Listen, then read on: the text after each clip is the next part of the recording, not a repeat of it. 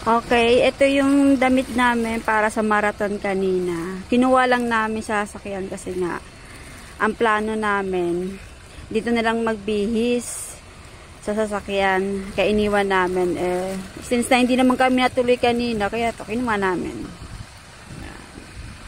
Ang baby ni Adrian. Ito naman si Dos.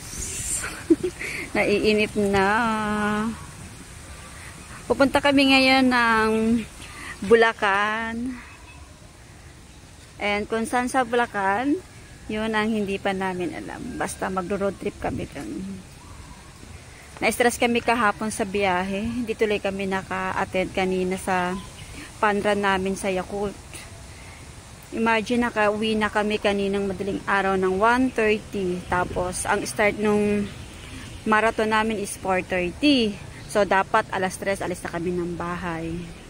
Kaso, dahil sa pagod at antok, ayun, yung idlip namin, natuluyan, nagising, nalimpungatan kami mga alas 4. So, pag ganung oras, hindi nakakayanin. Kaya di lang kami umaten. Bilis! So, ayan.